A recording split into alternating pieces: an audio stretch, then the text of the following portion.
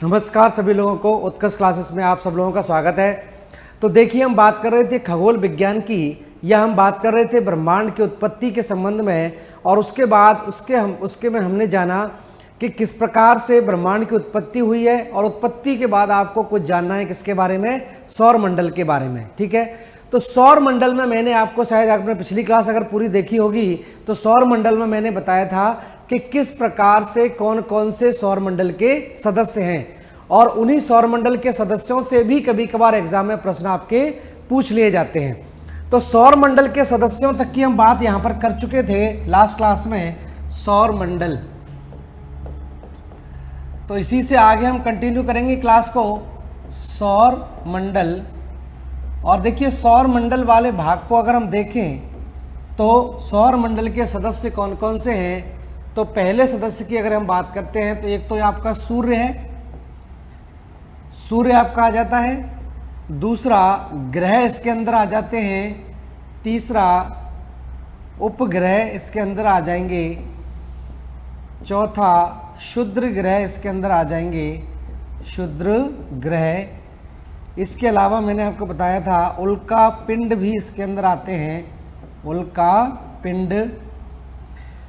इसके बाद मैंने बात की थी कॉमेट्स की, या धूमकेतु भी इसके अंदर आ जाएंगे। और उसके बाद धूल कण एवं गैसें। तो ये सारे के सारे जो है वो कहलाते हैं आपके क्या, सौर मंडल के सदस्य कहलाते हैं। ठीक है, अब एक एक करके इनके बारे में हम चर्चा कर लेते हैं। सौर मंडल के सदस्यों के बारे में अगर हम जानकारी दें तो देखिए, सबसे पहले हम बात करेंगे किसकी, सूर्य की बात करेंगे। बहुत इंपॉर्टेंट पार्ट है और बेसिक चीज़ें इससे जानने वाली हैं। ठीक है, तो यहाँ से सूर्य की हम बात करें तो सिंपल सी बात है, सूर्य में सबसे पहला फैक्ट क्या आ जाएगा कि सूर्य हमारे सौर मंडल का जनक है। Sun is the father of our solar system. तो सूर्य हमारे सौर मंडल का क्या माना जाता है, जनक माना जाता है। सूर्य से ही सारे के सारे सौर मंडल की उत्पत्ति हुई है। ठीक है, किस प्रकार से उत्पत्ति हुई है, कौन कौन से सिद्धांत हैं, ये हम पढ़ेंगे पृथ्वी की उत्पत्ति से संबंधित है। तो पृथ्वी की उत्पत्ति के लिए जो लाप्लासा का सिद्धांत है, या आपके अन्य निहार का सिद्धांत है, जो सिद्धांत आपके दिए गए हैं, उन सिद्धांतों को हम पढ़ेंगे कि किस प्रकार से सौरमंडल की उत्पत्ति हुई है। सबसे मान्य मत जो है वो देखिए ये वाला मत है। जैसे ये मान लीजिए सूर्य है, और इस मत के अनुसार अगर देखें तो सूर्य के नज़दीकी से एक सूर्य से बड़ा तारा गुजर गया। एक सूर्य से काफ़ी बड़ा तारा था जो सूर्य से नज़दीकी से गुजरा, और जाहिर सी बात है प्रत्येक खगोलीय पिंड में अपना क्या है, फोर्स ऑफ अट्रैक्शन है, ग्रेविटी है, गुरुत्वाकर्षण बल है, आकर्षण बल काम करता है। तो जब सूर्य से आकार में ये बड़ा ग्रह था, तारा था, तो इसका आकर्षण बल सूर्य से ज़्यादा होगा।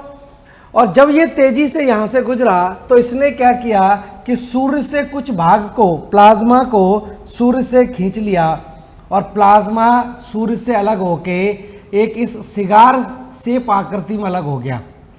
एक सिगार की आकृति में ये इससे अलग हो गया, और अलग होने के बाद ये जो टुकड़ा सूर्य का था धीरे धीरे करके ठंडा होता चला गया, और ठंडे होने के बाद चीज़ें सिकुड़ती हैं, आकार गोल करना चाहती हैं। तो इस वजह से इसके ये गोल पिंडों में परिवर्तित हो गए, और ये सब सूर्य के आकर्षण बल में ही काम कर रहे थे। तो इन्होंने क्या किया, सूर्य के चारों तरफ ही घूमना शुरू किया। तो इस तरह से क्या हो गई, ग्रहों की उत्पत्ति हो गई। तो ये सिद्धांत माना जाता है, जिसको हम पढ़ेंगे पृथ्वी की उत्पत्ति के साथ में। तो सिंपल सा ये सिद्धांत है, तो इसी वजह से हम इसको बोलते हैं कि सूर्य हमारे सौर मंडल का जनक है। सूर्य हमारे सौर मंडल का जनक कहलाता है। ये पॉइंट इसमें ध्यान रखें। दूसरा पॉइंट देखिए, हम बात करें सूर्य पृथ्वी से 14.98 करोड़ किलोमीटर दूर स्थित है, दूर स्थित है। तो सूर्य पृथ्वी से कितना दूर स्थित है? 14.98 करोड़ किलोमीटर दूर है। तो पृथ्वी और सूर्य के बीच की दूरी को हम क्या बोलते हैं? एक खगोलीय इकाई बोलते हैं, एक खगोलीय इकाई। तो ध्यान रखना, एक खगोलीय इकाई किसे कहा जाएगा? The average distance between sun and earth. तो पृथ्वी और सूर्य के बीच की दूरी को हम क्या बोलते हैं? एक खगोलीय इकाई बोलते हैं। और एक खगोलीय इकाई का मान कितना होगा? लगभग 15 करोड़ किलोमीटर होगा। तो लगभग 15 करोड़ ध्यान रखें, या 14.98 करोड़ ध्यान रखें, काम बन जाएगा। तो ध्यान रखें, सूर्य और पृथ्वी के बीच की औसत दूरी को क्या बोलते हैं? एक खगोलीय इकाई कहते हैं, या 1 एस्ट्रोनॉमिकल एस्ट्रोनॉमिकल यूनिट बोलते हैं इसको, एक खगोलीय इकाई कहा जाता है। ठीक है, एक AU बोलते हैं, AU। ठीक है, अब देखिए हम बात करें आगे, कुछ और पॉइंट जान लेते हैं। सूर्य का प्रकाश, सूर्य का प्रकाश 3 × 10⁸ मीटर पर सेकंड की गति से चलता है, गति से चलता है। तो सूर्य के प्रकाश की गति आप जानते हैं ये कितना है? 3 × 10⁸ मीटर पर सेकंड है। अब आपको पृथ्वी और सूर्य के बीच की दूरी पता लग गई, और आपको ये भी पता लग गई कि प्रकाश की गति कितनी होती है। तो सिंपल सी बात है, हम निकाल सकते हैं कि पृथ्वी, सूर्य के प्रकाश को पृथ्वी तक पहुंचने में कितना समय लगेगा। तो सिंपल सी बात है, यहाँ पर अब आप जान जाएंगे सूर्य के प्रकाश को,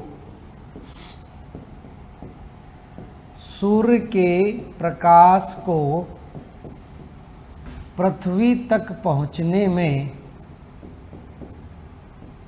पृथ्वी तक पहुंचने में 8 मिनट और 18 सेकंड, 8 मिनट 18 सेकंड, या सामान्यतः हम बात करें 500 सेकंड का समय लगता है। बेसिक इन्फॉर्मेशन है, आप सब जानते होंगे। ठीक है, तो लगभग 500 सेकंड, ठीक है, या 8 मिनट 18 सेकंड, कहीं 16 सेकंड भी लिखा रहता है, तो कोई बड़ी बात नहीं है, क्योंकि पृथ्वी और सूर्य के बीच में दूरी हमेशा एक समान नहीं रहती है। कभी पृथ्वी सूर्य के सबसे नज़दीक होती है और कभी दूर होती है। तो नज़दीक होगी तो 8 मिनट 16 सेकंड लगेंगे, और दूर होगी तो 8 मिनट 20 सेकंड लगेंगे। तो उसी से आप निकाल लीजिए एवरेज कितना आ जाएगा, 8 मिनट और 18 सेकंड की दूरी आ जाएगी। इस वजह से कहीं पर 8 मिनट 16 देखेंगे, कहीं 8 मिनट 20 सेकंड आप देखते हैं। तो एवरेज अगर दोनों का निकालेंगे तो कितना आ जाएगा, 8 मिनट और 18 सेकंड का समय लगता है। तो पृथ्वी के प्रकाश को, सूर्य के प्रकाश को पृथ्वी तक पहुंचने में ध्यान रखना 8 मिनट 18 सेकंड का समय लगता है। ठीक है, अब देखिए वह क्षेत्र, जैसे ये मान लीजिए सूर्य है, ये सूर्य है, और सूर्य से मान लीजिए इतनी दूरी पर पृथ्वी है, पृथ्वी है। ठीक है, अब ये जो क्षेत्र है यहाँ पर, जहाँ पर आपकी पृथ्वी स्थित है, और पृथ्वी पर क्या है, जीवन पाया जाता है, पृथ्वी पर जीवन मौजूद है। तो ध्यान रखना, सूर्य से वह दूरी, सूर्य से वह दूरी जहाँ पर जीवन संभव हो, उस क्षेत्र को हम बोलते हैं गोल्डस्टीन क्षेत्र। गोल्डस्टीन वैज्ञानिक ने ये सिद्धांत दिया था। तो आपको पता है कि सूर्य के जितना नजदीक होंगे तापमान ज्यादा होगा। भाई बुध और शुक्र का तापमान बहुत ज्यादा है, लेकिन पृथ्वी का औसत तापमान आप देख लिए क्या है, कम है। और उसके किसके कारण है, चाहे तो पृथ्वी के चारों तरफ वायुमंडल के कारण है, और चाहे पृथ्वी से सूर्य की दूरी। तो पृथ्वी से सूर्य से किसी भी ग्रह की वह दूरी या वह क्षेत्र जहां पर जीवन संभव है, जहां पर जीवन संभव है, उसको गोल्डस्टीन क्षेत्र कहा जाता है। गोल्डस्टीन क्षेत्र या जोन। तो गोल्डस्टीन जोन या गोल्डस्टीन क्षेत्र कहा जाता है। ठीक है, तो आपसे पूछा जाएगा कि गोल्डस्टीन क्षेत्र या जोन किसे कहते हैं, तो सिंपल सी बात है, सूर्य से वह दूरी जहां पर जीवन संभव है। नजदीक होंगे तो जीवन नहीं होगा, और ज्यादा दूर होंगे तो भी जीवन नहीं होगा। तो सिंपल सी बात है, ये एक ऐसा क्षेत्र है पृथ्वी जहां पर जीवन संभव हो पाया है। ऐसी निश्चित दूरी है, ऐसी ये सोच लिया फेवरेबल डिस्टेंस है दोनों के बीच में। ठीक है, तो सिंपल सी बात है, इसको एक लाइन में लिख दीजिए, गोल्डस्टीन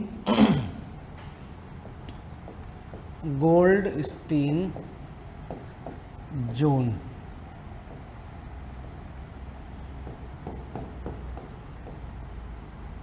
गोल्डस्टीन क्षेत्र।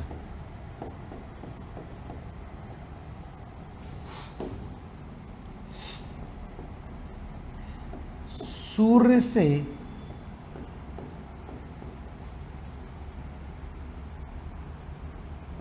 वह दूरी जहां जीवन संभव होता है, गोल्डस्टीन क्षेत्र कहलाता है। सिंपल सी बात है, मतलब यहाँ पर सूर्य से ऐसी पृथ्वी की दूरी एक ऐसी दूरी है जहाँ पर जीवन के संभावनाओं के लिए सबसे ज़्यादा अनुकूल स्थितियाँ बनती हैं। इससे और दूर चले जाएंगे तो तापमान माइनस में चला जाएगा, और नज़दीक आ जाएंगे तो ज़्यादा तापमान होगा, तो जीवन संभव नहीं है। तो सिंपल सी बात है, गोल्डस्टीन क्षेत्र क्या बोलेंगे, सूर्य से वह दूरी या सूर्य से दूरी पर वह क्षेत्र जहाँ पर जीवन संभव हो पाता है। ठीक है, गोल्डस्टीन क्षेत्र आपका कहलाता है। तो ये कुछ फैक्ट क्लियर हो गए होंगे। अब देखिए बात करें हम अगला पॉइंट, सूर्य की ऊर्जा का स्रोत। सूर्य की ऊर्जा का स्रोत सब जानते हैं क्या है, सूर्य की ऊर्जा का स्रोत नाभिकीय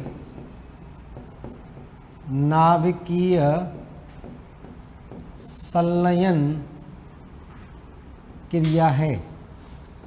तो सूर्य की ऊर्जा का स्रोत क्या है, नाभिकीय संलयन क्रिया। नाभिकीय संलयन मतलब न्यूक्लियर फ्यूजन।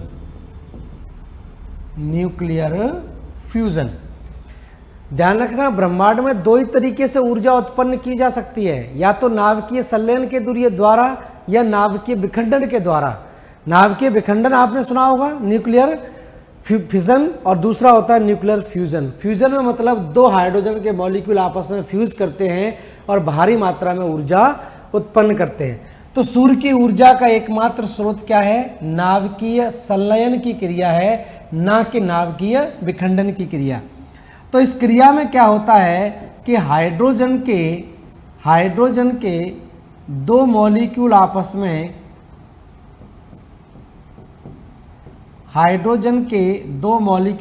में फ्यूज कर जाते हैं, और इससे क्या बन जाएगा, हीलियम बन जाएगा, और साथ में ही असीमित ऊर्जा की उत्पत्ति होगी।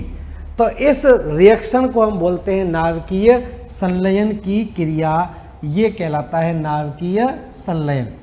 तो दो हाइड्रोजन के मॉलिक्यूल फ्यूज कर जाएंगे, हीलियम बन जाएगा, और भारी मात्रा में यहाँ पर क्या निकलेगी, ऊर्जा की उत्पत्ति होगी। तो नाभिकीय संलयन की क्रिया ये कहलाती है। और इसी पर ध्यान रखना, हाइड्रोजन बम काम करती है। अगर आपसे पूछा जाए कि हाइड्रोजन बम किस क्रिया पर काम करती है, तो हाइड्रोजन बम नाभिकीय संलयन क्रिया पर काम करती है।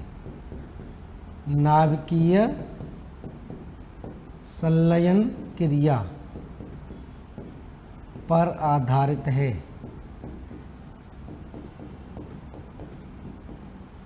और परमाणु बम आप जानते ही हैं नाभिकीय विखंडन की क्रिया पर आधारित है। अब प्रश्न दूसरा ये आता है कि हाइड्रोजन और हीलियम सूर्य पर किस अनुपात में पाए जाते हैं।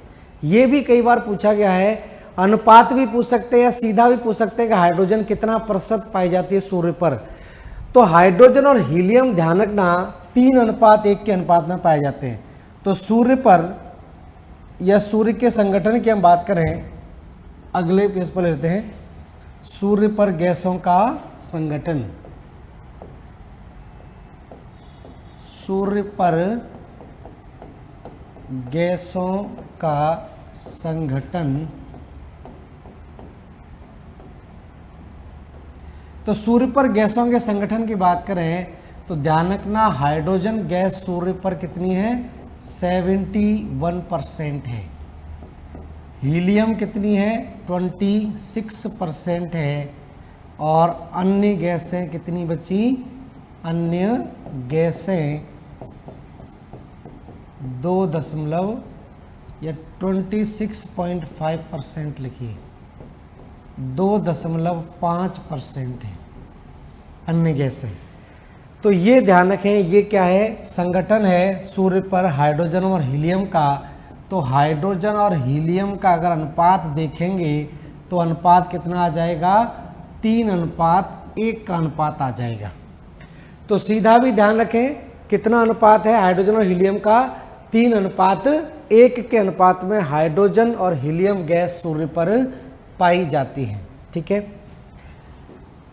नेक्स्ट जान लेते हैं आगे, अगला पॉइंट, सूर्य के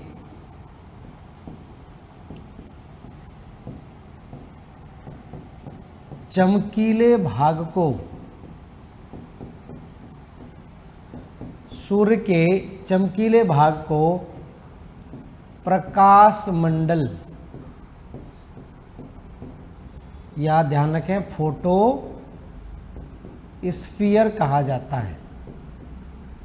प्रकाश मंडल या फोटो स्फीयर कहते हैं।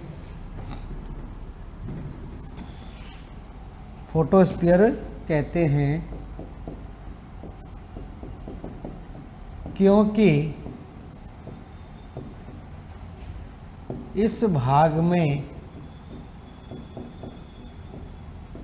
फोटोन की मात्रा, फोटॉन्स की मात्रा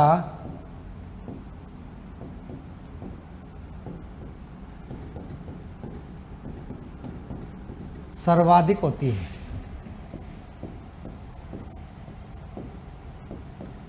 सर्वाधिक होती है। तो फोटॉन्स की मात्रा यहाँ पर ज़्यादा होने के कारण इस भाग को हम क्या बोलते हैं, फोटोस्फीयर बोलते हैं। और फोटोस्फीयर के दो भाग हो जाते हैं, एक तो आपका केंद्रीय भाग होता है जिसको हम क्रोड बोलते हैं, और एक बाहरी सतह होती है जिसको हम बोलते हैं किरीट बोलते हैं। ठीक है, तो ऐसी स्थिति देखिए बनती है, जैसे ये मान लीजिए सूर्य है। ठीक है, तो सूर्य का जो चमकीला भाग है उसको तो हम बोल देते हैं, जो ऊपरी सतह वाला भाग है फुटबॉल के आकार का, फोटोस्फीयर कहलाता है। लेकिन इसका जो ये वाला जो भाग है, इतना भाग,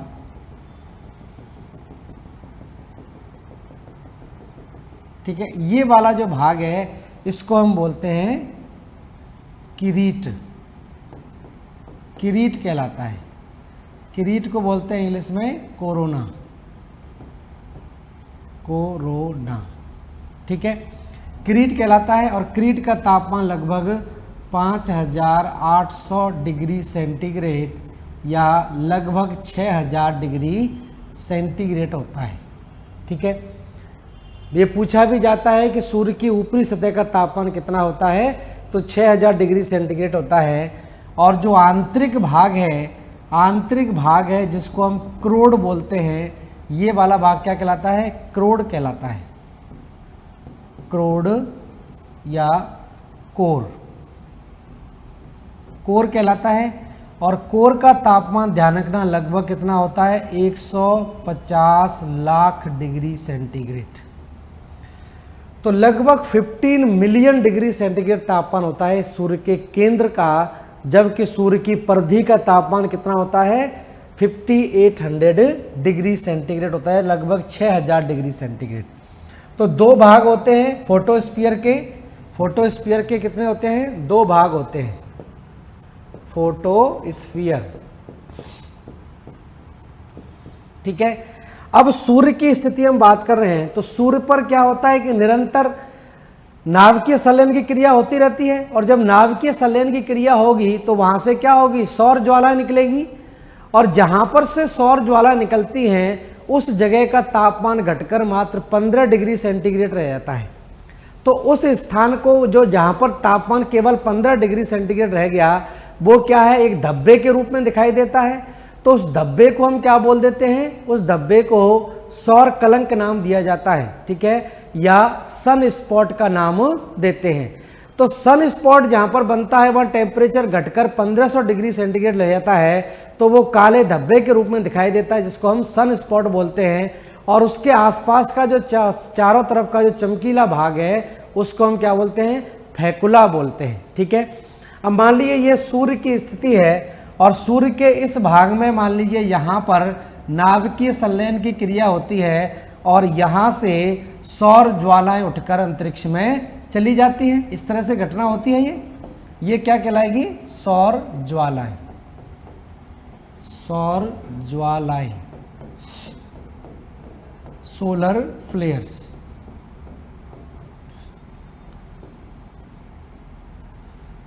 तो सोलर फ्लेयर्स यहां से निकली, लेकिन इस भाग का तापमान घट गया, और यहां पर घटकर तापमान कितना रह जाता है? 1500 डिग्री सेंटीग्रेड रह जाता है मात्र। और इस 1500 डिग्री सेंटीग्रेड रहने के कारण ये भाग कैसा दिखाई देगा? डार्क दिखाई देगा, धब्बे के रूप में दिखाई देगा। तो इसको हम क्या बोल देंगे? इसको हम बोल देंगे सौर कलंक बोल देते हैं, ठीक है, या सन स्पॉट कहा जाता है, ठीक है। तो दो तरह की घटना है, एक तो सौर ज्वालाएं निकल रही हैं, दूसरा वहां पर क्या बन रहा है? सन स्पॉट बन रहा है। और इस सन स्पॉट के आसपास में यहाँ तो डार्क क्षेत्र हो गया, और इसके आसपास में जो चमकीला भाग है, इस चमकीले भाग को हम क्या बोलते हैं? फैकुला बोलते हैं। ये फैकुला कहलाता है, और ये क्या कहलाता है? सन स्पॉट कहलाता है। तो फैकुला का तापमान तो इतना है, लेकिन सन स्पॉट का तापमान कितना है? 1500 डिग्री सेंटीग्रेड रह जाता है, इसलिए ये काले धब्बे के रूप में नजर आता है, ठीक है। अब ध्यान रखिए, दो तरह की स्थिति बन रही है यहाँ पर। एक तो सन स्पॉट बन रहा है, दूसरा सोलर फ्लेयर बन रहा है, सोलर फ्लेयर्स, ठीक है। तो जब सन स्पॉट बनेगा, ठीक है, तो ये कैसे बनेगा? जब सोलर फ्लेयर बनेगी, सोलर फ्लेयर बनेगी मतलब विस्फोट हुआ, अंतरिक्ष में ज्वालाएं चली गई, वहां का तापमान कम रह गया, ठीक है, तो वो सन स्पॉट बन गया। लेकिन सन स्पॉट के बाद में फिर यहां पर क्या बनता है? फिर से सोलर फ्लेयर बनता है। तो मतलब कहने का ये है कि सौर कलंक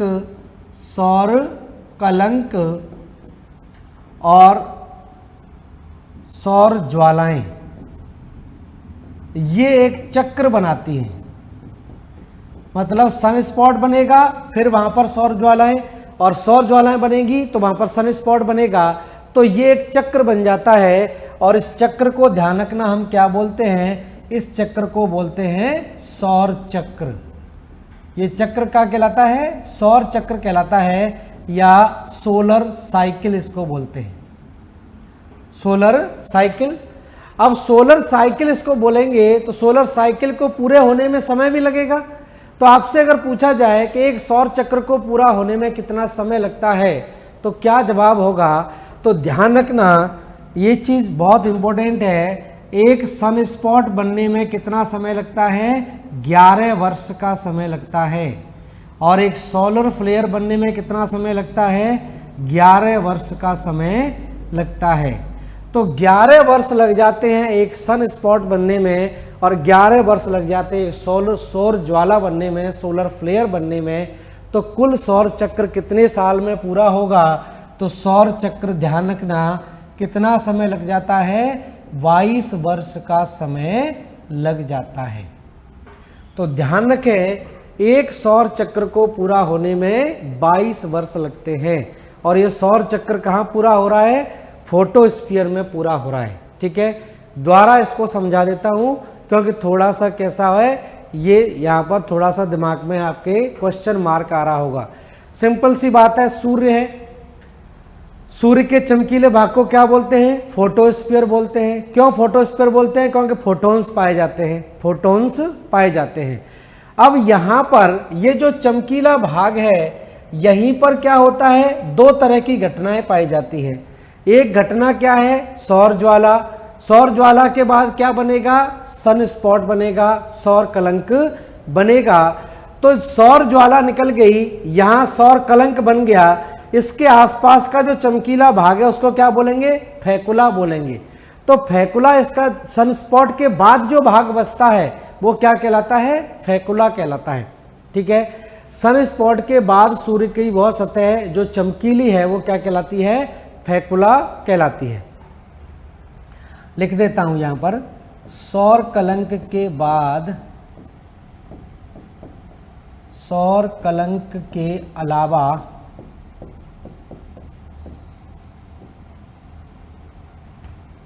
प्रकाश मंडल का चमकीला भाग, सौर मंडल के अलावा प्रकाश मंडल का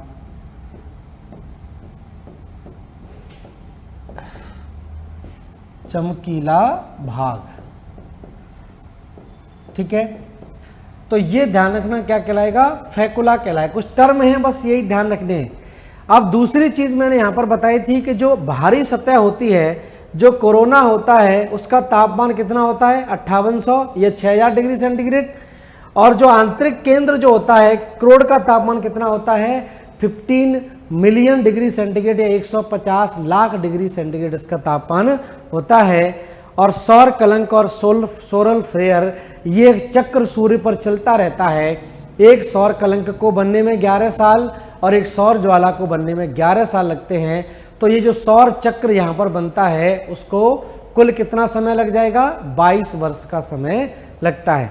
तो सौर चक्र ध्यान रखना कितने साल में पूरा होगा? 22 वर्ष में पूरा होगा। ये ध्यान थोड़ा सा आपको रखना पड़ेगा। ठीक है, अब अगर आपने देखा होगा जब पूर्ण सूर्य ग्रहण की स्थिति होती है, पूर्ण सूर्य ग्रहण की स्थिति जब होती है तो आपको पता होगा, उस समय खूब आपने टीवी और अखबारों में पढ़ा होगा कि पूर्ण सूर्य ग्रहण को नंगी आंखों से नहीं देखना चाहिए। क्यों नहीं देखना चाहिए? जबकि सूर्य तो चमक ही नहीं रहा है, वो तो ग्रहण लगा हुआ है। इसके पीछे क्या कारण होता है? तो कई बार एग्जामों में ये प्रश्न आपका पूछा गया है कि पूर्ण सूर्य ग्रहण की स्थिति में नंगी आंखों से उसे क्यों नहीं देखना चाहिए। तो इसके पीछे कारण क्या है? इसके पीछे एकमात्र कारण है कि इसको हम क्या बोलते, इसमें क्या होता है कि ये जब सूर्य ग्रहण पड़ता है तो ये वाला पूरा का पूरा भाग तो ढक जाता है, बचता कौन सा है? केवल कोरोना वाला भाग दिखाई देता है, क्रीट वाला भाग आपको चमका दिखाई देता है, जिसको रिंग्स ऑफ फायर भी बोलते हैं। ठीक है, जिसको डायमंड रिंग या रिंग्स ऑफ फायर के नाम से भी जाना जाता है। उस स्थिति में क्या होता है कि भारी मात्रा में एक्स किरणें उत्सर्जित होती हैं, और एक्स किरणें क्या होती हैं? सीधा आंखों पर प्रभाव डालती हैं, इस वजह से नहीं देखा जाता है। ठीक है, तो देखिए पूर्ण सूर्य ग्रहण की स्थिति जब होती है तो जैसे ये मान लीजिए सूर्य है, और पूर्ण सूर्य ग्रहण की स्थिति जब बनती है तो ये पूरा का पूरा भाग आपका ढक जाता है। इतनी स्थिति दिखाई देती है।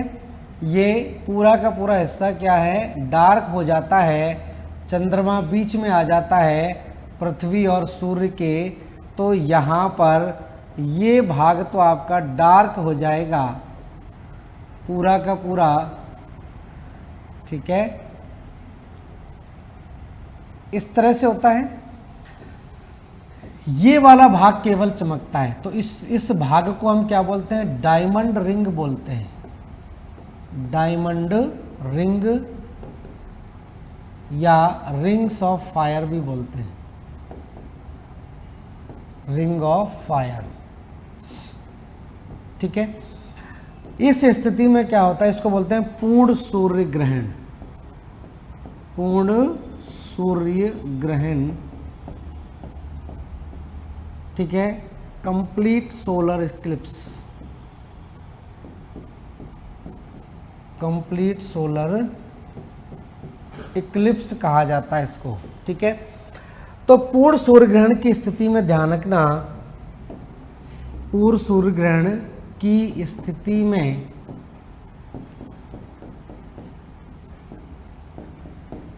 भारी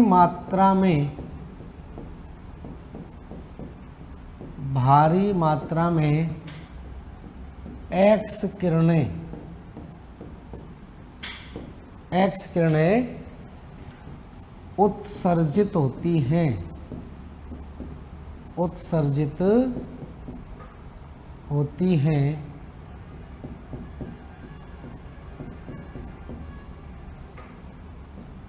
जो आँखों के लिए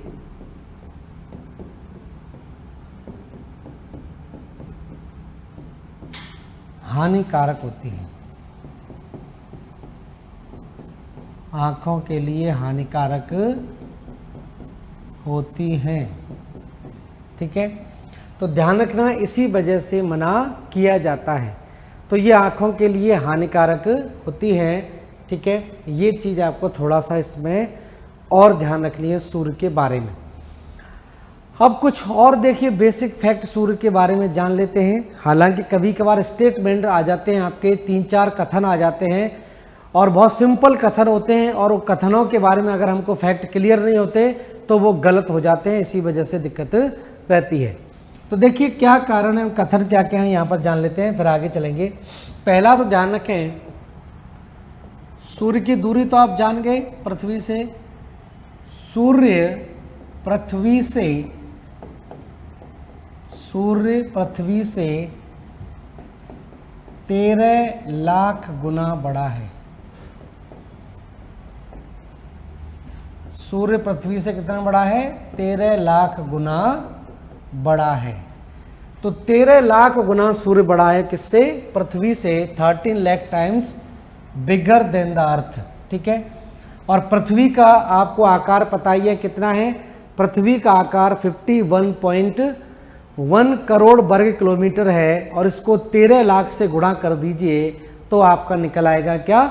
आपका निकल आएगा सूर्य का आकार। ठीक है, ब्रैकेट में यहाँ लिख दीजिए पृथ्वी का पृष्ठ क्षेत्रफल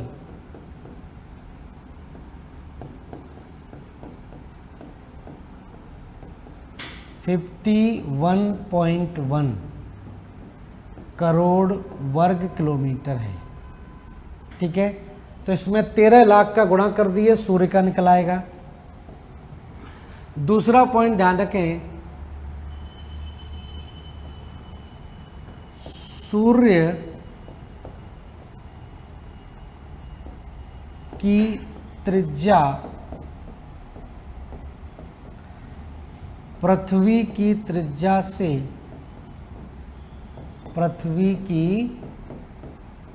त्रिज्या से लगभग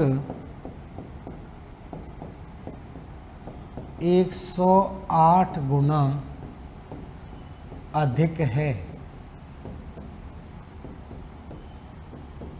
ठीक है, तो सूर्य की त्रिज्या पृथ्वी से कितनी है? लगभग 108 गुना ज़्यादा है, जबकि आपको पता होगा the radius of earth is, पृथ्वी की त्रिज्या कितनी है?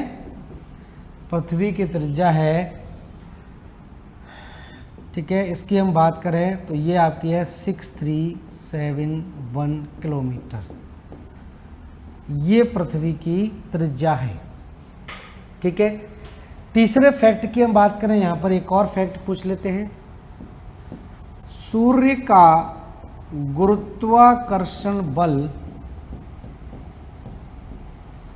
सूर्य का गुरुत्वाकर्षण बल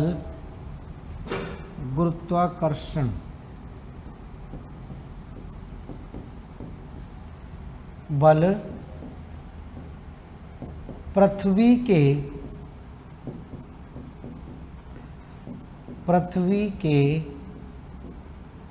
गुरुत्वाकर्षण बल से पृथ्वी के गुरुत्वाकर्षण बल से 28 गुना अधिक है। 28 गुना अधिक है। ठीक है, तो ध्यान रखें, सूर्य का गुरुत्वाकर्षण बल पृथ्वी के गुरुत्वाकर्षण बल से 28 गुना ज़्यादा है। लेकिन आपसे पूछा जाए कि पृथ्वी पर किसका गुरुत्वाकर्षण बल सबसे ज़्यादा काम करता है, सूर्य का या चंद्रमा का? दोनों में से अगर पूछा जाए कि किसका गुरुत्वाकर्षण बल पृथ्वी पर ज़्यादा कार्य करता है, तो ध्यान रखें चंद्रमा का गुरुत्वाकर्षण बल ज़्यादा काम करता है, क्योंकि चंद्रमा मात्र 3,84,000 किलोमीटर दूर स्थित है और सूर्य 15 करोड़ किलोमीटर दूर स्थित है। तो पृथ्वी पर सूर्य के सापेक्ष में देखा जाए तो चंद्रमा का गुरुत्वाकर्षण बल 2.2 गुना ज़्यादा काम करता है। इसको ध्यान रखना है आपको। ठीक है, तो 28 गुना ज़्यादा है। और यहाँ पर आपको पता है कि पृथ्वी का गुरुत्वाकर्षण बल कितना है, ग्रेविटी ऑफ अर्थ इज, सब जानते होंगे ये तो, पृथ्वी का गुरुत्वाकर्षण बल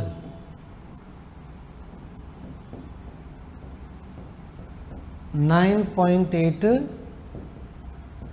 मीटर पर सेकेंड स्क्वायर, ये पृथ्वी का गुरुत्वाकर्षण बल है। तो इससे 28 का गुणा कर दीजिए तो ये सूर्य का गुरुत्वाकर्षण निकल आएगा। तो ये इस तरह से कुछ स्टेटमेंट आ जाते हैं, 3-4 स्टेटमेंट आ जाएंगे और पूछेंगे निम्नलिखित में से कौन सा स्टेटमेंट या कथन सूर्य के संदर्भ में सही है। तो ये कथनों को थोड़ा सा ध्यान रखना पड़ेगा। अब देखिए कुछ चीज़ हम और जान लेते हैं। सूर्य से सौर ज्वालाएं निकलती हैं, ये तो आप जान ही गए।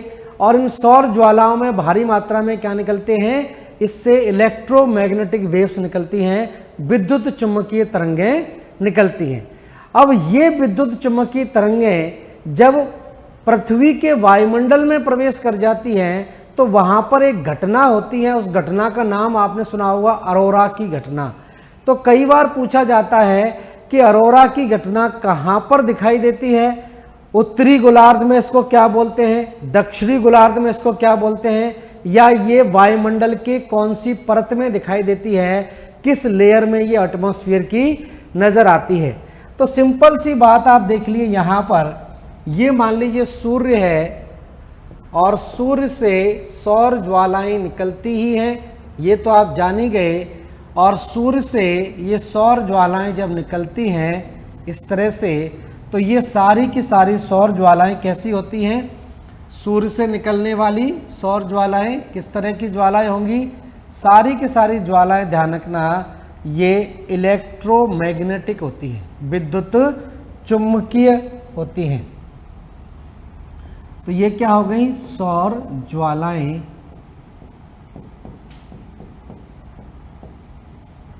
और ये सारी की सारी सौर ज्वालाएं कैसी होती हैं, विद्युत चुम्बकीय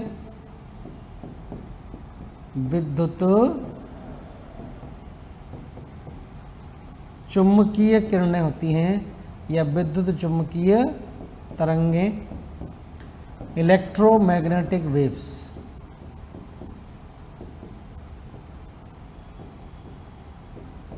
इलेक्ट्रोमैग्नेटिक, तो विद्युत चुम्बकीय तरंगें होती हैं ये। अब ये सौर ज्वालाएं जब अंतरिक्ष में चली जाती हैं, और आपको पता है कि यहाँ पर पृथ्वी है, पृथ्वी के ध्रुव हैं, उत्तरी ध्रुव और दक्षिणी ध्रुव, और पृथ्वी का अपना वायुमंडल है। इस तरह से वायुमंडल की परतें हैं, क्षोभ मंडल, संताप मंडल, मध्य मंडल, और इसके ऊपर आ जाता है आयन मंडल। आयन मंडल का नाम आयन मंडल इसलिए रखा है तो ये तो पृथ्वी की बात हो गई। ये वाला मंडल क्या कहलाएगा? शोभ मंडल कहलाएगा। ये वाला मंडल समताप मंडल कहलाएगा, समताप मंडल। ये वाला मंडल मध्य मंडल कहलाता है, मीजोस्फीयर बोलते हैं। और मध्य मंडल के ऊपर होता है आयन मंडल। अब आयन मंडल का नाम आयन मंडल पड़ा इसलिए है क्योंकि इसमें गैसों के आयंस पाए जाते हैं, चार्ज पार्टिकल पाए जाते हैं, ऋणावेश धनावेश पाए जाएंगे। तो ये जो चार्ज पार्टिकल हैं, इन चार्ज पार्टिकल से भरा हुआ ये लेयर होती है। और जब सौर ज्वालाएं अंतरिक्ष में आगे बढ़ती हैं और अंतरिक्ष में आगे बढ़कर जब ये सौर ज्वालाएं पृथ्वी के आयन मंडल में प्रवेश करती है तो ये सारे के सारे आयंस होंगे तेजी से क्या होंगे? चार्ज हो जाएंगे। तो जब आयंस यहाँ पर चार्ज हो जाते हैं तो यहाँ पर एक ल्यूमिनस फिनोमेना दिखाई देता है, एक चमकदार घटना यहाँ पर दिखाई देती है, चमकदार घटना नजर आती है। ठीक है, इल्यूमिनस फिनोमेना यहां पर नजर आता है, इल्यूमिनस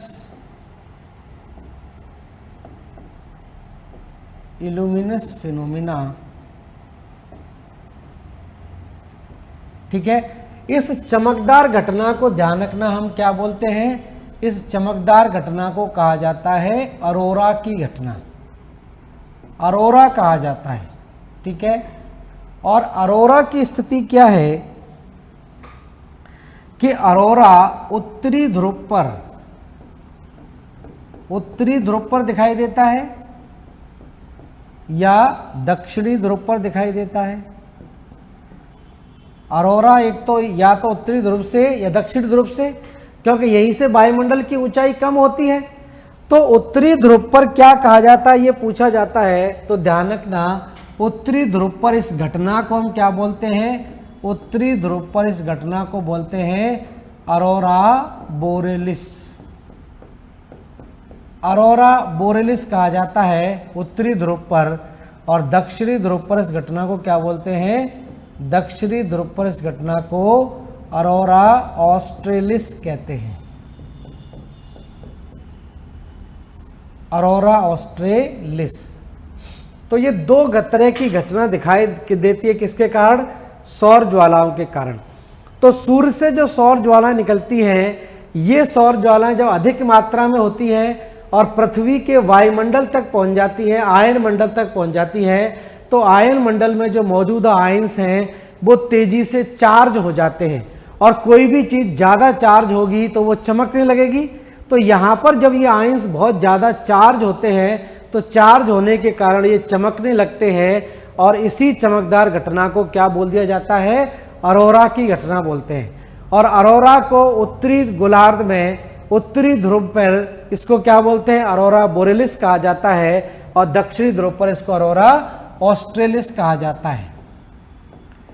अरोरा बोरेलिस, और दक्षिणी ध्रुव पर इसको बोलते हैं अरोरा ऑस्ट्रेलिस। ऑस्ट्रेलिस मीन्स होता है साउथ।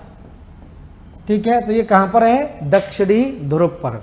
तो ये स्थिति यहाँ पर और बनती है जिसको आपको याद रखना है। इसका बना लीजिए फटाफट से। तो अरोरा ऑस्ट्रेलिस और अरोरा बोरेलिस भी आपको ध्यान रखना है। ठीक है, तो ये सूर्य के संबंध में कुछ फैक्ट आपने जान लिए। सूर्य से इसी तरह से कथनों के रूप में 3-4 कथन लेकर एक आध प्रश्न आपका बनता है, बाकी चीज़ें आप जानते हैं। अब हम बात करें ग्रहों की। तो ग्रहों के बारे में बात करें तो आपको पता ही है ग्रह कितने हैं, कुल ग्रहों की संख्या कितनी है? 8 ग्रह हैं। ठीक है, पहले 9 हुआ करते थे। तो ग्रहों की देखिए, पहले परिभाषा की हम बात करें कि ग्रह हम किसे कहते हैं। ठीक है, तो ग्रहों से कैसे प्रश्न आपसे पूछा जाएगा, ग्रहों से कैसे मुख्य परीक्षा में पूछा जाएगा? तो मुख्य परीक्षा के संबंध में यहाँ पर देखिए 2 प्रश्न लिख लीजिए और घर बैठ के आप इसको लिखिए। क्वेश्चन नंबर 1 है, मुख्य परीक्षा के लिए छोटे प्रश्न आपके पूछेंगे। IAU ने 2006 में ग्रहों की क्या परिभाषा प्रस्तुत की।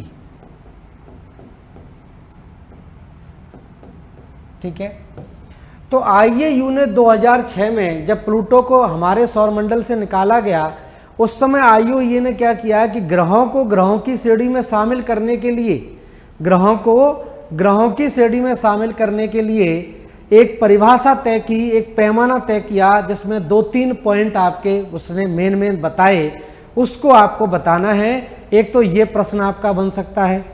दूसरा प्रश्न क्या बन सकता है कि ग्रहों के बारे में ही कुछ चीजें, क्योंकि जिन 8 ग्रहों को 2 वर्गों में बांटा गया है। ठीक है, तो आपसे प्रश्न पूछा जाएगा पार्थिव ग्रह तथा जोवियन ग्रह, पार्थिव ग्रह तथा जोवियन ग्रह में अंतर स्पष्ट कीजिए, अंतर स्पष्ट कीजिए। ठीक है, तो एक तो आपको यह बताना है कि पार्थिव ग्रह और जोवियन ग्रह क्या होते हैं, इसके क्या क्या मेन अंतर हो सकते हैं। ठीक है, तो ये बड़ा क्वेश्चन भी आ सकता है, 4-4 अंतर, 5-5 अंतर आपको बताने होंगे। ठीक है, जिससे कि ये पूरा क्लियर हो जाए कि पार्थिव ग्रह और जोवियन ग्रह क्या होते हैं। ठीक है, एक और क्वेश्चन यहां पर लिख लीजिए, बौने ग्रह किसे कहा जाता है? बौने ग्रह, ड्वार्फ प्लैनेट किसे कहते हैं और क्यों? ठीक है, उदाहरण सहित बताइए। तो बौना ग्रह या ड्वार्फ प्लैनेट किसे कहते हैं और क्यों इनको बौना ग्रह कहा जाता है? तो ये किसमें छुपा हुआ है? IAU की ही परिभाषा में छुपा हुआ है, इंटरनेशनल एस्ट्रोनॉमिकल यूनियन। ठीक है, तो ये इस तरह से कुछ प्रश्न मुख्य परीक्षा के हिसाब से आप लोग लिख लें अपनी कॉपी में। ठीक है, अब देखिए ग्रह की परिभाषा की हम बात करें कि ग्रह किसे कहा जाएगा, तो सिंपल शब्दों में ग्रह या हम प्लैनेट की बात करें, प्लैनेट्स, तो लिख लें वे खगोलीय पिंड, वे खगोलीय पिंड जो सूर्य के चारों ओर, सूर्य के चारों ओर एक निश्चित कक्षा, सूर्य के चारों ओर एक निश्चित कक्षा में परिक्रमण करते हैं, परिक्रमण करते हैं तथा इनका अपना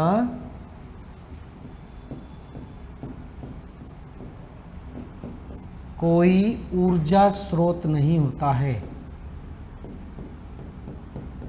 ऊर्जा स्रोत नहीं होता है, अर्थात ये सूर्य से ऊर्जा प्राप्त करते हैं, सूर्य से ऊर्जा प्राप्त करते हैं। ठीक है, तो ये ध्यान रखना है पहली चीज तो यहाँ पर कि ग्रह किसे कहेंगे और तारा किसे कहेंगे। तारा क्या है?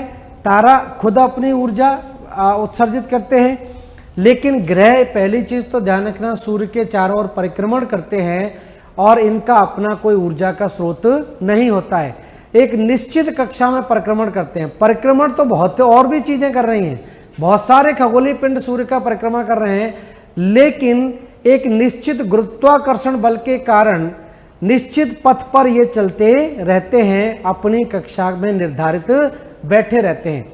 और अपनी कक्षा में निर्धारित क्यों बैठे हुए हैं? क्योंकि इन पर एक निश्चित आकर्षण बल काम कर रहा है, ग्रेविटेशनल फोर्स काम करता है, तो इसकी वजह से ये अपनी एक निश्चित कक्षा में बैठे पाए जाते हैं। तो ये वे खगोलीय पिंड हैं जो सूर्य के चारों ओर एक निश्चित कक्षा में परिक्रमण करते हैं तथा इनका अपना कोई ऊर्जा का स्रोत नहीं होता, अर्थात ये सूर्य से ऊर्जा प्राप्त करते हैं। ठीक है, ये तो सामान्य सी परिभाषा है ग्रहों के बारे में। बाकी चीजें आपको ध्यान रखनी है कि ग्रहों में और उपग्रहों में क्या अंतर होता है, ये भी पूछ सकते हैं या आप बता भी सकते हैं। तो ग्रह और उपग्रह के बारे में थोड़ा सा जान लें। ठीक है, तो ये ग्रह के बारे में बात हो गई। अब देखिए हम बात करें कि किस तरह से ग्रह आपके अपनी अपनी कक्षा में है, कि कौन दूरी के हिसाब से है, कौन आकार के हिसाब से है, वो भी आपसे पूछा जाता है। और क्रम में लगाने के लिए अक्सर वो पूछे जाते हैं। तो प्री में तो इसी तरह से आएगा कि आकार के आधार पर ग्रहों के सही क्रम वाला सही क्रम बताइए। तो सही क्रम कौन सा है, 4 ऑप्शन आपको दे देंगे, इस तरह से पूछा जाता है। तो देखिए ग्रहों की स्थिति के बारे में हम बात करें तो आपको पता है कि यहां पर क्या है, सूर्य है। सूर्य, तो सूर्य से दूरी के क्रम में अगर हम देखें तो सूर्य से दूरी के क्रम में अगर हम देखें कि किस तरह से ग्रहों की स्थिति है सूर्य से दूरी के क्रम में, तो सूर्य के सबसे नज़दीक यहाँ पर एक ग्रह नज़र आता है। इस ग्रह को हम क्या बोलते हैं, बुध बोल देते हैं। तो इस तरह से यहाँ पर एक बुध है, बुध के बगल में शुक्र है, शुक्र के बगल में पृथ्वी है, पृथ्वी के बगल में मंगल है, मंगल के बाद बृहस्पति है, शनि है, अरुण है और उसके बाद वरुण है। ठीक है, इस तरह से ग्रहों की स्थिति नजर आती है। क्रम ध्यान रखें, छोटे बड़े थोड़े से बड़े हो जाते हैं। तो यहाँ पर मैं आपको बता दूं, इसको हम क्या बोलेंगे, ये कहलाता है मरकरी या बुध, मरकरी या बुध, वीनस या शुक्र, अर्थ, पृथ्वी, मंगल या मार्स, ठीक है, बृहस्पति, जुपिटर, ठीक है, सैटर्न, शनि, यूरेनस, ठीक है, अरुण, और इसकी हम बात करें तो ये नेपच्यून या वरुण, ये दिखाई देते हैं। ये तो दूरी के अनुसार है। सूर्य के सबसे नज़दीक कौन है, बुध है, और सबसे दूर कौन है, वरुण है, नेपच्यून है। और ये सारे के सारे ग्रह आपको पता ही है कि सूर्य के चारों तरफ क्या करते हैं, परिक्रमण करते हैं। ठीक है, सारे के सारे ग्रह सूर्य के चारों ओर परिक्रमण करते हैं। और आपसे यही पूछा जाता है कि कौन सा ग्रह किस दिशा में सूर्य का परिक्रमण करता है। यही बहुत इंपॉर्टेंट बात है। आपको पता है कि सारे के सारे ग्रह सूर्य की परिक्रमा एंटी क्लॉकवाइज डायरेक्शन में करते हैं, लेकिन 2 ऐसे ग्रह हैं जो क्लॉकवाइज डायरेक्शन में सूर्य की परिक्रमा करते हैं। सारे के सारे ग्रह, 2 ग्रह केवल ऐसे हैं जो विपरीत दिशा में सूर्य का परिक्रमण करते हैं। और इन 2 ग्रह कौन से हैं, यू और वी। यू वी ध्यान रखें, अल्ट्रावायलेट ध्यान रखें, उदयवीर ध्यान रखें। यू और बी ऐसे ग्रह हैं जो सूर्य के चारों ओर क्या करते हैं, घड़ी की दिशा के अनुसार परिक्रमण करते हैं। तो वी से कौन हो जाएगा, वीनस हो जाएगा। ये इस तरह से परिक्रमण करता है। ठीक है, ये इस तरह से सूर्य का परिक्रमण करता है। और दूसरा वरुण करता है, अरुण करता है। बाकी सारे के सारे ध्यान रखना एंटी क्लॉकवाइज डायरेक्शन में सूर्य का परिक्रमण करते हैं, ये ध्यान रखना है। केवल 2 जो हैं वो विपरीत दिशा में कर रहे हैं। तो ये एक तो पॉइंट बन जाता है। दूसरा पॉइंट क्या बनता है यहीं से कि ये जो मरकरी, वीनस, अर्थ और मार्स, ये जो 4 ग्रह हैं, मरकरी, वीनस, अर्थ और मार्स, इन 4 ग्रहों को हम क्या बोलते हैं? आंतरिक ग्रह बोलते हैं। आंतरिक ग्रह कहलाते हैं, या इन्हीं को हम क्या बोल देते हैं? पार्थिव ग्रह बोलते हैं। पार्थिव ग्रह, पार्थिव मतलब पृथ्वी की तरह। पृथ्वी कैसा है? ठोस ग्रह है। तो अंदर के चारों ग्रह कैसे हैं? ठोस ग्रहों की श्रेणी में आते हैं। जबकि बाहर के चारों ग्रहों की बात करें तो इन चारों ग्रहों को या तो हम बाहरी ग्रह बोलते हैं, बाहरी ग्रह, या हम इनको बोल देते हैं, बाहरी ग्रह के अलावा हम इनको बोलते हैं गैसीय ग्रह, गैसीय ग्रह भी बोल देते हैं, या हम इनको क्या बोलते हैं? जोवियन ग्रह भी बोलते हैं, जोवियन ग्रह। ठीक है, जोवियन ग्रह भी आपके कहलाते हैं। तो ध्यान रखना, आपका बृहस्पति, शनि, अरुण और वरुण किस में आते हैं? जोवियन ग्रह के अंदर आते हैं। तो ये 4 ठोस ग्रह हैं और 4 गैसीय ग्रह कहलाते हैं। और इनके बीच में यहाँ पर अगर आप देखें तो यहाँ पर मंगल और बृहस्पति के बीच में एक एस्टेरॉयड बेल्ट पाई जाती है। एस्टेरॉयड वो खगोलीय पिंड हैं जो मंगल और बृहस्पति के बीच में परिक्रमा करते हैं। तो इनको हम इसको क्या बोलते हैं? एस्टेरॉयड बेल्ट बोलते हैं। ठीक है, तो क्षुद्र ग्रह आपको कहाँ दिखाई देते हैं? क्षुद्र ग्रह, ध्यान रखना, क्षुद्र ग्रह मंगल और बृहस्पति के बीच में। तो लगभग 40,000 की संख्या में क्षुद्र ग्रह आपको नजर आते हैं। और ये क्षुद्र ग्रह कहाँ पर नजर आते हैं? मंगल और बृहस्पति ग्रह के बीच में इन ग्रहों की स्थिति पाई जाती है। तो इस तरह से हम ध्यान रखें तो ये एक तो ध्यान रखना है सूर्य से दूरी के क्रम में, दूसरा आपको ध्यान रखना है आकार के क्रम में। आकार से भी बहुत प्रश्न आपके पूछे जाते हैं। तो देखिए, आकार के आधार पर घटते हुए क्रम में अगर लिखा जाए, ग्रह आकार के आधार पर, आकार के आधार पर घटते हुए क्रम में, घटते हुए क्रम में, तो दोनों तरीके से प्रश्न आपका बन जाता है। ध्यान रखें, आंतरिक ग्रह भी पूछ लेते हैं घटते हुए क्रम में और बाहरी ग्रह भी पूछ लेते हैं। तो बाहरी ग्रह तो अपने आकार के अनुसार ही अपनी अपनी कक्षा में विराजमान हैं, जबकि आंतरिक ग्रह थोड़ा सा गड़बड़ है, तो उसी में से प्रश्न आपका बन जाता है। तो देखिए, बाहरी ग्रहों की बात करें तो सब लोग जानते हैं कि सबसे बड़ा ग्रह कौन सा है? बृहस्पति है, जुपिटर है।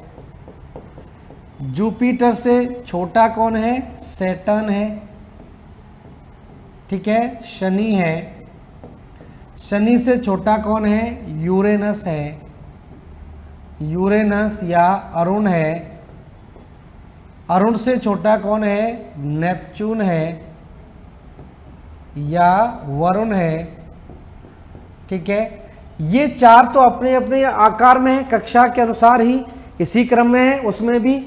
लेकिन बात आती है आंतरिक ग्रहों की, तो आंतरिक ग्रहों में आपको एक लाइन ध्यान रखनी है। हमारे यहाँ वोटिंग किससे होती है? ईवीएम मशीन से होती है। इलेक्ट्रॉनिक वोटिंग मशीन ईवीएम का इस्तेमाल किया जाता है। तो आंतरिक ग्रहों में आपको थोड़ी सी हिंट मिल जाएगी कि सबसे आंतरिक ग्रहों में सबसे बड़ा ग्रह कौन सा है, या वरुण के बाद कौन सा ग्रह आएगा। तो ई से यहाँ पर कौन सा आ जाएगा? ई से यहाँ पर आ जाएगा आपका अर्थ हो जाएगा। ठीक है, पृथ्वी आ जाएगा।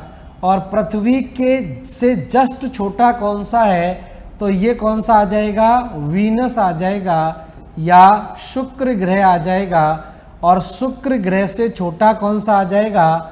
ध्यान रखना, मंगल ग्रह आ जाएगा, मार्स। और सबसे छोटा सब जानते ही हैं कौन सा होगा? मरकरी होगा। या बुध ग्रह होगा। तो ये क्रम जरूर ध्यान आप लोग रखें। तो ईवीएम से आपको हिंट मिल जाएगी, अर्थ, शुक्र और इधर की तरफ मंगल। तो ये घटते हुए क्रम में आपको ध्यान रखें। आज समय आपका कंप्लीट हो चुका है। नेक्स्ट क्लास में इसको आगे कंटिन्यू करेंगे। धन्यवाद सभी लोगों को जुड़ने के लिए। Thank you.